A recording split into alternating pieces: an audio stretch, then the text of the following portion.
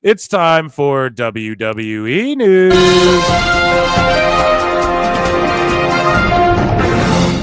Tyler Bate is extremely, I botched that. Tyler Bate is extremely close to returning from his torn pec. Bate is expected to return to the Raw brand once he is officially cleared, which could be any time now. That's via PWI Elite. PWI's been botching left, right, and fucking center lately here, it seems like. So I know people get all mad when you fucking call them out, but yeah, they're wrong too. You can't be an old school dirt sheet anymore. That doesn't work in WWE. That method is dead. They just tell you fake shit, and then you fucking either say fake shit or what they want you to say to shift whatever. I'm not saying injury reports can't be real. I'm not saying that, but I am just saying the whole, like, people were mad at Penta. That's bullshit, right? I talked with Apollo about that, by the way, and we talked about how that's bullshit. The runtime of Raw was only 2 hours and 30 minutes. The runtime is lucid. I know they have those buildings booked until like fucking midnight or 1 a.m. I know that. They have them booked in case they got to do a bunch of taping. They have it booked for setup through till like midnight or whatever. That's how WWE does it. So they have the buildings all night. That's not a concern. And yeah, they filmed 2 dark matches during that last half hour, I was informed. And I might have bookmarked which ones.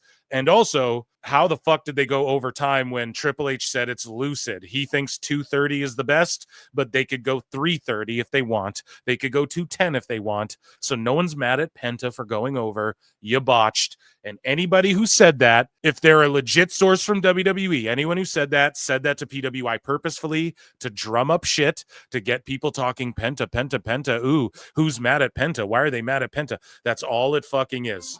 I guarantee it. He's an AEW guy. Controversy. They know how to work the sheets. They know how to work the sickos and the wackos. But shout out Bate and hope he's back sooner than later. Corey Graves, though. So I put a poll in the chat on the Clips channel, and you guys seem a little bit divided. So let's see here. Let's end this poll. And about 61% of you think, yes, it is a work. Graves is not really mad at WWE. This is part of some elaborate work with Pat McAfee or something like that. Pardon me. Let's read what Graves had to say. So out of nowhere, he goes, imagine chasing your dream, then being told, not deciding, that you're no longer physically able to pursue your dream. That's his pro wrestling career.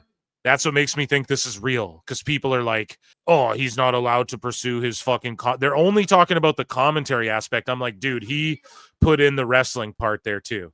Then you dedicate your life to something dream adjacent and being pretty fucking awesome at it. And then when it's time to enjoy the fruits of your labor, being told you're not famous enough for your own job. Just in case you've wondered where I've been. Now, is this a shoot? Is this a work? Is this a shoot work, shoot work? I don't know. As I showcased on this show and nobody else picked up on, when CM Punk did his interaction, when they released the footage of his return in Chicago at Survivor Series, he does the interactions backstage with all the different superstars, and they took that video. Him and Graves, I think Graves tweeted out a long time ago about Punk, like, yo, fuck this guy. He ghosted everyone. He held my fucking kid before I did because I was on the road making dates trying to feed my family, and he was in the hospital. Like, that's how close we were. Fuck that guy kind of thing. I'm pretty sure Graves, someone could fact check me on that. This was years ago, right? When like the Punk controversy of him talking shit on WWE sort of came out, right? Maybe a few years after that. But we saw their interaction. Like, Graves was like, welcome back. And Punk they shook hands, but they just kept it moving. Like, him and Punk, they barely even locked eyes. Like, Punk just kept it rolling. I'm just saying, Graves is a real dude as far as, like, he's talked shit to Ken Shamrock, not in a work way, where he's like, I can actually fight. And he was saying that about Punk as well. All this Punk stuff with Graves as well drummed up during Punk's UFC tenure, I believe, actually, is what sparked it up again there. And then he was going through the lawsuit with Colt Cabana and all that. But Graves is like, I can actually fight and all that stuff. So he's a real dude. He's not going to bite his tongue about stuff he feels firmly about. Now, I don't think he's the kind of dude who would just tweet some shit out all AEW-like, though. That's my thing where I go, I think he's working because he's smart. You hear his commentary. He's too smart. The shit he references on commentary and how he sort of shoot works, it's brilliant. And I know a lot of people are like, oh, I hate Graves. I don't get that. I think Graves is like the best current modern. Him and Vic Joseph are like the two best current modern guys we have. I will say this, though. I brought up the Punk stuff to say I don't think Graves would bite his tongue if he really felt this way, but also I don't think he's this big of a mark for himself, right? Really? Like, is he not friends with the Miz? Miz is like, yeah, bro, I'm over here like teaming with R-Truth again, and I'm like the least interesting guy in this carrying cross shit, you know? I'm over here reverted back to being a heel again after I broke the Judgment Day's title reign or whatever. The Miz was beating The Rock and John Cena and won WrestleMania before. So Graves has to know you don't be a mark like this for yourself publicly. So I'm torn here, but I think I'm going to just place my bets on it's a work because he was cleared to wrestle previously about a year ago. We know Pat McAfee can go. We know that there's interest in Pat's matches. In fact, you guys have to understand something too. Vince McMahon, even though he's an old coot, he did the color spot where he cut his head and got color for Kevin Owens from a headbutt. Why? Look at what the business Kevin Owens is doing now. He understood what Owens was and the value he could bring and how that elevated Owens. He tried to do the same thing with McAfee, but he was so old and geezered out. He like couldn't take a stunner properly and all that shit. Like he just looked terrible. So Vince was an old coot by then, but there's something everyone sees in McAfee. That's why he got that big program with Adam Cole, like at the peak of Cole's stuff. And he does numbers and stuff like that. I could see a Graves McAfee match. However, people are also saying, oh, there'll be a Chelsea Green or a Bailey versus Michael Cole match. And people are saying there's going to be a Pierce versus Aldis match. You can't do all those on the same Mania, dude, even if it's 2 nights. There can be one commentary match. So like Graves, McAfee, something like that, maybe because they need to shift people around and maybe they're like, we got too many guys and we need Vic up here, or who knows, man? Who knows? We don't know. I don't know, as Lex Luger would say. Or was it Sid who said that? I think it was Luger. When is it? What is it called? I don't know. I should get that on the soundboard too. But I think I'm going to just go in and say it's a work. This is why, because I don't think Corey would be a mark for himself and do this. He understands the value. You think Corey doesn't get it? Like I'll relate it to something. You don't think Corey doesn't understand like The Rock comes back and now he gets a spot with Roman and Seth and Cody in the main event? You don't think Corey understands that? I know he gets that aspect of wrestling in the business. And it's got to be something like that. Or he's really pissed. And I know we're doing the Meltzer thing, but nobody knows. And that's the beautiful thing about this. And that makes me think it's a work too. Because I think someone would definitively come out and be like, he's really mad. Unless somebody did. I know they're saying, oh, well, we talked to his family. He's really mad. But they all say, all the sheets go, but we don't actually know. Right? We haven't really seen it, though. Like, what? This seems very extreme. The updates from this, though, apparently Corey deleted this tweet. Afterwards, Corey tweeted out and said, I'll see you on NXT. Well, I watched NXT. He wasn't on NXT. And then people said that they saw him wandering around the Orlando airport or something like that for a while during NXT. But if he's being genuine, well, let's talk about that side of it. If he's being genuine about it, yes, I feel bad for him. But he's got to understand that aspect of things. And he only helps elevate NXT on Netflix, dude. When I'm watching it and I see Booker and Vic and Corey, I'm like, fuck yeah. Now, if it's me, I'm putting Corey with Tessitore and Barrett just to heal. And I know Barrett's already doing his thing, but to me, and they do a good job. But Tessitore, I feel like, is still the weakest, even though he's really good. I think out of Graves and Michael Cole, you have to have one heel guy, one straight guy. Okay. So you got Cole and McAfee, put Graves there. To me, that's the holy trinity. But if Graves can really go anywhere, because you got Barrett and then you got Tessitore, and then on the other show, you got Vic and Booker. So Graves could really go to any of those, but he's sort of the odd man out. Or you switch Graves with Booker, but no one wants that. I know people are like, Booker sucks on commentary in NXT. No, I'm telling you, he's part of the reason why it's so over again and it's so hot with young people. I'm telling you, Booker adds that element of like culture, as the kids would say to it. You know what I mean? African NXT, as fucking Alfred Konuwa would call it, right? He brings that element of it to the commentary. I'm telling you, him and Vic are so underrated. Oh, I love them so much. Oh, they're the gods of everything. I will say this. You can't replace Barrett either. I don't want to see Barrett go anywhere. And then who's the other one? Who's healing? Pardon me. I forget now. I'm botching. McAfee doesn't really heal. So you stick Graves with McAfee and Cole. You let McAfee and Cole bro down and be friends, and then you stick Graves with them to heal on everyone. That to me is the holy trinity right there. So WWE, listen up, buds.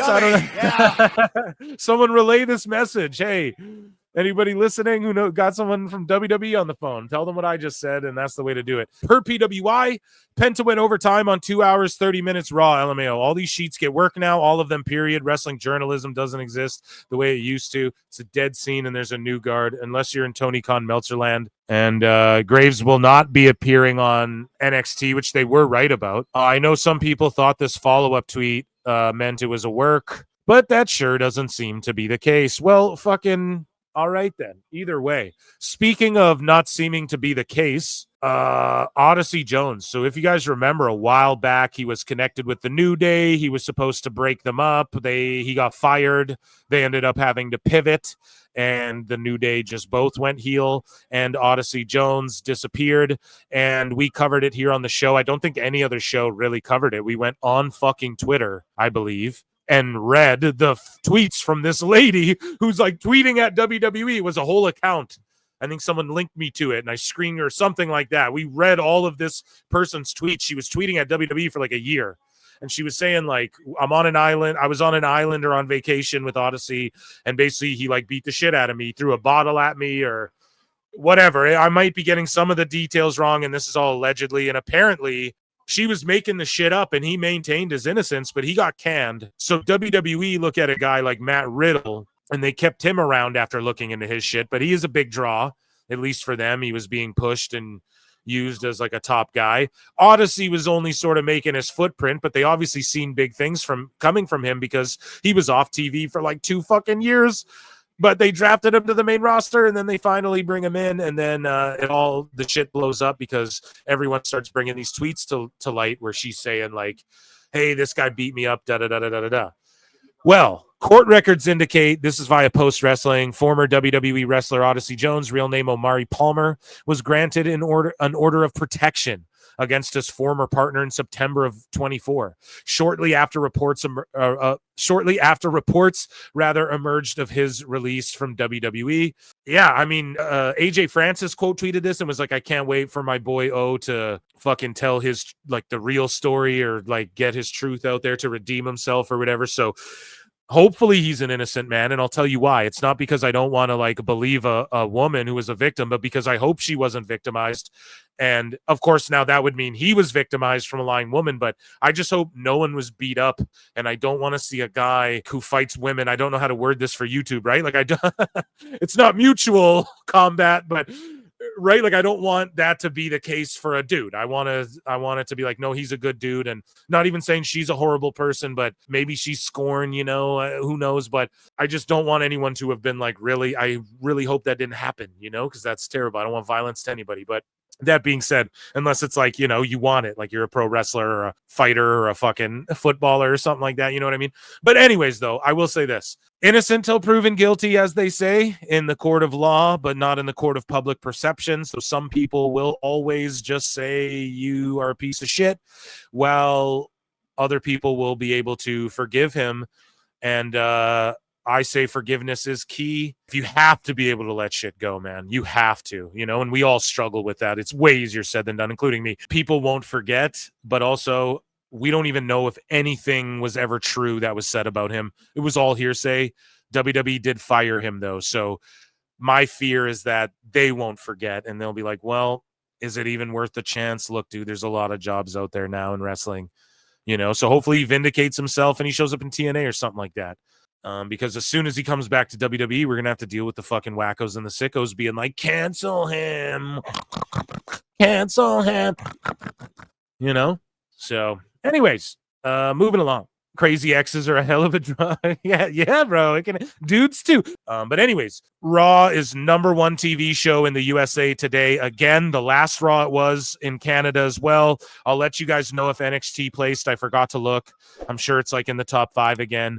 Also, what else? In Mexico, I think Raw is in the top 5 as well in Mexico, like a few days later, still in the top 5. So all over the place. It's number 1 in the world, Raw crushing it. ESPN posted a video on TikTok detailing the friendship between Penta and George Kittle. Penta's stock is through the roof. So San Francisco 49ers player George Kittle, now he's been friends with Penta since the AEW days. I don't think ESPN posted anything about them until now he's back in WWE. So what does that tell you too? ESPN was across the street from that All in Texas thing. They couldn't even send a fucking secretary out there with a headset to ask a couple questions. So let's see here. You won't believe George Kittle's connection to the WWE. Boom. So ESPN ain't dropping shit until Penta's in WWE. That's all I'm saying, man. It's just levels, you know? And it's not to be like, haha, you guys suck. It's just stop capping about their fucking level. Don't say it's even a comparison. ESPN wouldn't even get their hands dirty with this until fucking WWE touched Penta. Howdy. Hola. Kittle's iconic first down celebration comes from new WWE superstar Penta, Cero miedo. whose signature Cero Miedo catchphrase has become a staple in the tight ends game. Kittle first adopted the gesture after watching Penta wrestle years ago. I went to WrestleMania and I watched him wrestle like 6 different times at a bunch of different shows. His swagger in the ring. I went to WrestleMania and I watched him wrestle. So Kittle's going to all these shows around that surround Mania one year. And that's why those shows in WrestleMania are so important too. Because he goes to all those shows around there. He's like, I go to 6 different shows. I see him there. Fuck, man. Shut up, Penta. And his confidence just kind of stuck with me. The two even met up during the 49ers trip to Mexico City in 2022. Could this dynamic duo become future WWE tag champs? We'll see it at Mania where Kittle will come out and clothesline Kelsey or something like that. No, I'm joking. So Jim Cornette quote tweets heel Uzi, very good friend of the show. And Gunther listening to Jim Cornette confirmed. And there you go. He did the listens to PWT confirmed, right? Took my fucking bit there too. Shout out heel Uzi. That's my guy. And Gunther, just let's hear him. He cuts a fight. He's basically the embodiment of Jim Cornette. And with this one. So let's hear Gunther. So look, everybody. This over there, this is what a fool looks like. Now they sent the company mascot to challenge the greatest world heavyweight champion of all time. I'll have to prove it once again why I'm above and beyond everybody. So literally just taking the same vernacular. Fuck you, bye, boom. Great shit, pal. And then Cornette says, great minds think alike with a quote tweet. Love it. How long until we get the Cornette WWE induction and all the sickos melt down, dude? So the debut episode of Raw on Netflix, per Netflix, we have some numbers here, like over a week later, right? The debut episode got about 6 million views to date. Okay, 6 milli, dude. 10 show in 26 countries. I wish they did how many number ones it was, because it was a lot. And then 17.7 million hours viewed to date. Mainstream. Yeah, Cornette better get that fucking Hall of Fame induction. Kevin Kelly said, put me and Graves together at the desk. Corey would become the biggest commentary star in wrestling because I would actively try to get him over. Let his star shine. WWE. You got Level Up or whatever. Not Level Up. What is that shit called? Evolve, right? Fucking Corey and Kevin Kelly, or do a woman show, or that NXT Evolve show, or something. Bring Heat and Velocity back, and just for like YouTube, and have them commentate that. Kevin Kelly and Corey Graves. Or if you own a Fed, make a fucking offer. Get Graves out of his contract and get Kevin Kelly together and put them together. Jesus Christ, bro. That would be awesome. Kevin Kelly and fucking Graves, dude. It's like the Super Friends, bro. Mauro Ranallo, throw him in the... No, that's too much. Because he's the straight guy too, but Mauro's like an over-the-top straight guy. You know what I mean? But yeah, dude, Kevin Kelly and Graves. So let's try not to get Don Stevens tier. Masha Slamovich, you see her there. And God damn it, man, we have a women's tag division in WWE, right? And I asked Killer Kelly about this. If you guys saw TNA Knockout Killer Kelly getting ready to come back soon, hopefully, maybe. And I was talking to her about this on PWT podcast. I was like, yo, there's the TNA crossovers. Masha's right there in the mix. I know you want to do your own thing, but there's a tag division that needs tag teams over in WWE. And those belts float around. They're not just exclusive to Raw Smack. They go to NXT all the time. You and Masha, look at Masha's on TV with the Knockouts title. Bro, I can't wait, bro. We're cooking to start 2025 in WWE/TNA/WWEID/NIL program. You know what I mean? Everything. Speaking of which, of cooking, Penta was cooking. That debut, other than that goofy springboard he tried to do off the bottom rope, which I've seen him do that shit before, and we know what he's trying to do, and he pulled it off relatively well, but it's ropes and not cables, so he'll learn for next time.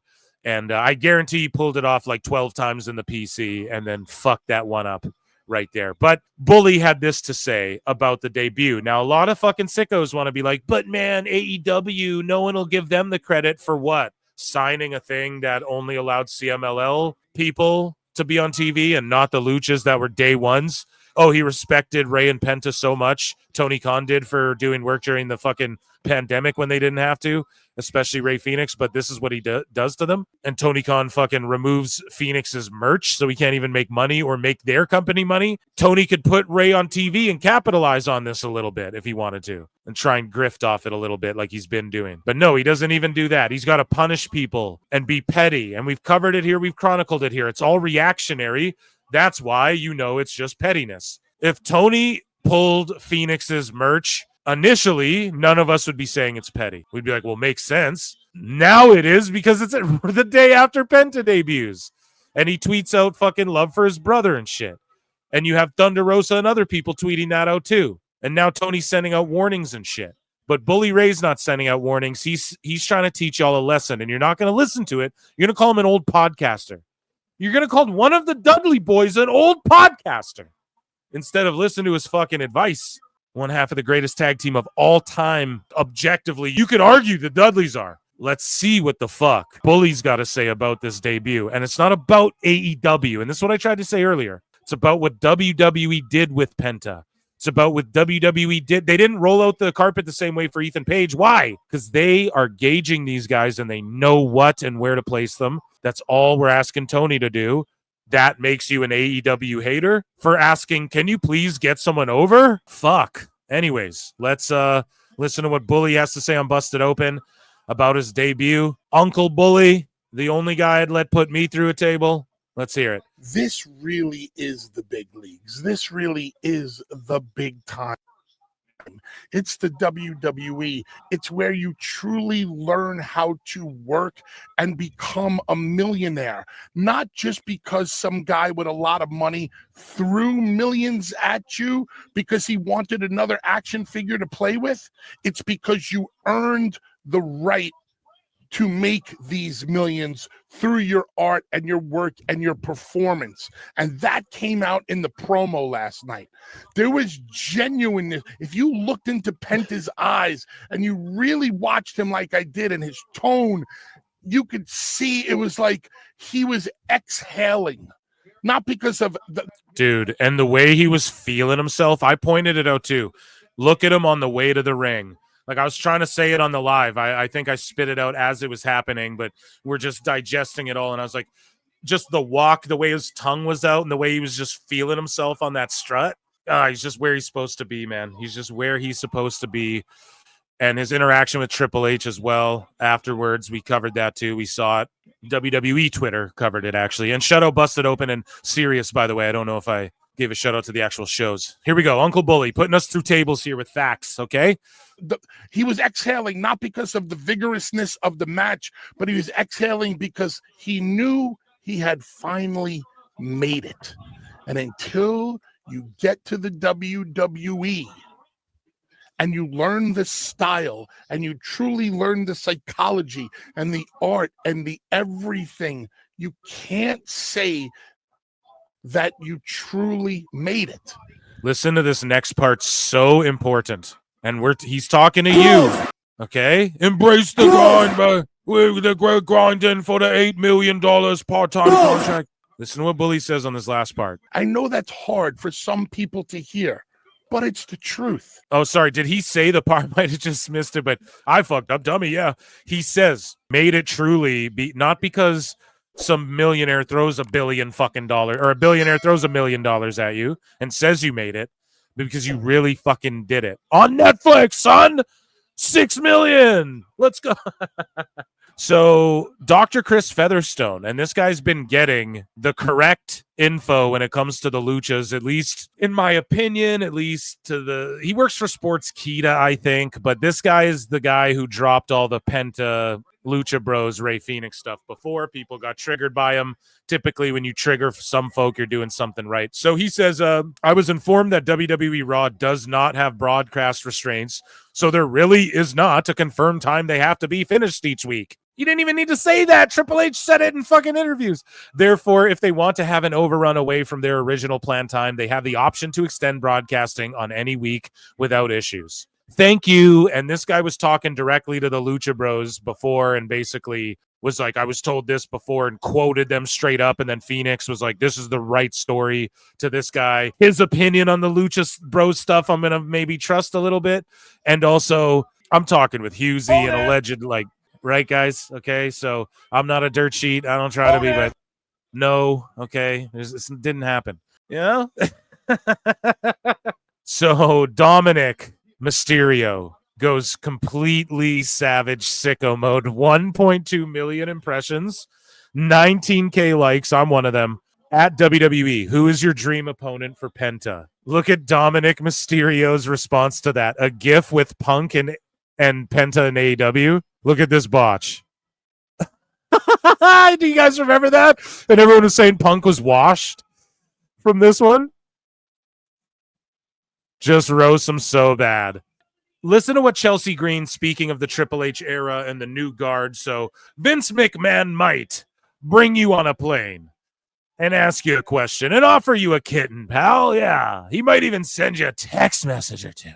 But in the Triple H era, and shout out the sports agents who had Chelsea Green on their show, let's listen to what she has to say about the women's era and Triple H's era. Triple H makes women specifically feel absolutely equal to men.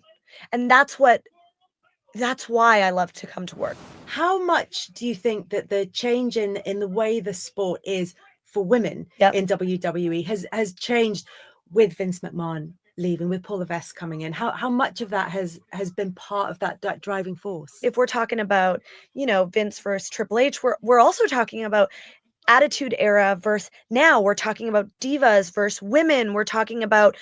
And it's amazing because the women now, the most athletically gifted, well-trained, physical, most stacked women's roster in the history of WWE. You could argue it is the most stacked, just objectively speaking. And they all love the divas and attribute the divas who had to go and bark like dogs and do a diva pillow fight. They are the biggest fans of them. They attribute them to, like, bro, that's why. And the Bellas as well. A lot of these girls are like, dude, I watch Total Divas or I watch Total Bellas and I wanted to become a fucking wrestler. And now look where the women are. And that's what I mean. Be like them.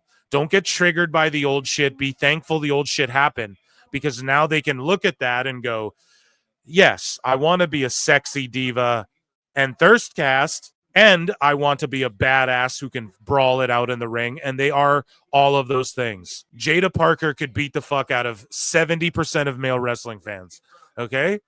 I just love that they don't shit on the past and go, oh, those women who did the blah blah. She could just easily do that, like Hollywood likes to do that shit and everything. Everyone wants to shit. I'm sorry, the sickos, they want to boo boo. What, you want to watch bullshit for kids with pillow fights? This is the type of shit they say. But look at how Chelsea Green, who's in the mix, who Tony Khan would give a leg for, who the sickos would give a leg for to come in their company. And she loves the divas. They all do. Becky, Bailey, look at Cora Jade, even Julia Gulli, I bet. All of these ladies, man, were inspired by the Trishas, Litas, Victorias, Molly Hollies. They were great wrestlers, dude. They were just mixed in there with the Tories and the Sables and the Dawn Maries and the Nydias, etc. Anyways, let's move along. Trish Stratus versus me. Like, there's so many there are so many answers to that question. And first of all, we would not be here without that side of things, right? We in 2025 would not have the success Facts that we have if it wasn't for Those that that had gone that before. Tell 'em. attitude era, the Bellas, the Trish Stratus, the Litas, Tell the 'em. Mickey James. They set the tone for us. You know, Here. I can't speak on what their era was like because I wasn't there, but now in this new era, I know that I come to work, I love my job, I feel safe, I feel supported. Triple H makes women specifically feel absolutely equal to men. And that's why I love to come to work. That's why I feel so supported and so seen, is because we are out there main eventing WrestleManias now, something that, you know, unfortunately that previous era didn't get to experience, but they did. They set the table for us, and now we're sitting at it. We're enjoying these amazing meals, and I couldn't be happier. There you go. She couldn't be happier. And yeah, shout out Triple H. She also said that we in 2025 would not have the success. Oh, yes. We just watched the video of that. Alfred Konua, shout him out, says WWE going head to head with AEW All In. And this has to do with Saturday Night Main Event is going head to head with All In Texas, which will be crazy. And I'm going to watch it dual screens, right? Let's let Alfred tell you the rest of what he had to say here. WWE is kicking AEW while it's down. AEW All In Texas's ticket sales remain lukewarm, and not only could the stadium show move to a smaller venue, it might move to another night. WWE will go head-to-head with All In Texas with a July 12th edition of Saturday night's Main Event. I'm going to watch just to see Hogan get booed again. But if these two shows go head-to-head, it could cost AEW around $1 million in pay-per-view revenue. Cody Rhodes brought back the Winged Eagle on WWE's last NBC special. What are the odds CM Punk wears his real World Championship belt to the ring on July 12th? Because an overly competitive WWE is kicking AEW while it's down. Yeah, so there you go. SNME versus All In. It's going to be quite the day for me. Quite the trudge. So behind the scenes with Travis Scott during the Raw on Netflix debut. And look how hype he was meeting X-Pac. He's like, bro, that's the Pac. You know, he's like, that's Pac, man. Watch this. That's the Pac. Yeah, it is. Just fanboying out. That's what I mean. Come on, Lewis. Let's go. And like with the internet, dude, the celebrities, people with voices who wouldn't have one normally and stuff. We grew up wrestling fans. It's hot again. And you just got to love it. If you're mad, this is what pisses me off. If you're just a fan of wrestling, and I'm supposed to be happy when AEW sells the 81K tickets, which people want to say is false. And I even said back then, if you go back to my show, I was like, dude, fuck the conspiracies. Who cares? Let them, even if it's a lie. Okay. Carnies are going to carny. Vince Carney too. I don't believe it's that number. If you ask me, gun to my head, but I'm not going to argue with so many people who were like, it was not that many. Like, I've been there. We had Paul Nolan come on. He's like, I've been there when there's 90,000 people in there. This was like 70, bro. There's no, it could have been 60 even, he was saying. And so he's not saying that to talk shit. He paid his money to go there. He wanted to fucking be a part of it. So, okay, if I have to be happy for that, you can't be mad at Raw on Netflix. This is groundbreaking shit. The only reason anyone's allowing AEW to be on anything streaming is because WWE did it before anyone else and innovated all of these types of fucking pay-per-view, PLE, network, streaming service, all that shit. So come on now.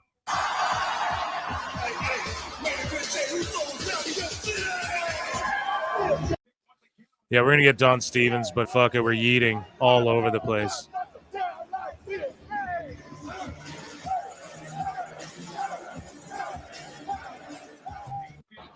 And just seeing Travis Scott just marking out, dude, you got to love it, right?